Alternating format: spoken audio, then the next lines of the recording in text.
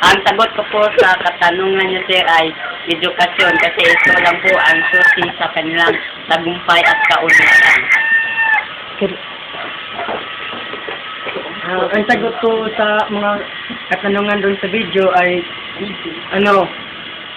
alagaan ang ating likas na yaman dahil ang mga likas na yaman yan ay maaaring makapagpaunlad ng ating bansa nang sa ganun ang ating Pangulo maraming maipon at makapagbagawa ng maraming paaralan para mapag-aral ang mga bata din sa kalye at huwag po natin abusuhin ang ating kalikasan dahil kapag may mga kalamidad na darating madali lang tayo magbaha, landslide at ano pa, huwag kayong magtapon saan at alagaan natin yung kalikasan natin dahil ito ang maaaring makapagpayaman ng bansa at kapag mapag-aral na ang mga batang Pilipino natin ay meron silang matutunan at meron silang skills nang sa ganun maaaring puunlad ang ating bansa.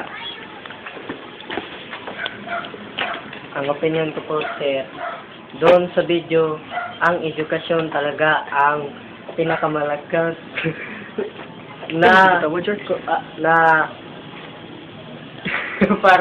para mapapaunlad ang ating bansa at kaya nahihirap dahil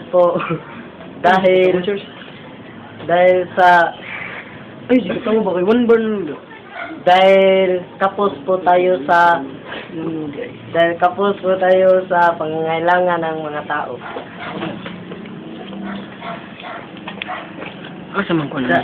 Siya lang po ang sagot ko sa katanungan ni sir. Kung ano ang solusyon sa kahirapan. Edukasyon lang. Kung wala ka edukasyon, wala. Hindi ka maging mayaman. O hindi ka maging mahirap kung wala kang edukasyon. Yun lang po. Salamat. Ulod ko kayo. Ulod. Kanaiwan pa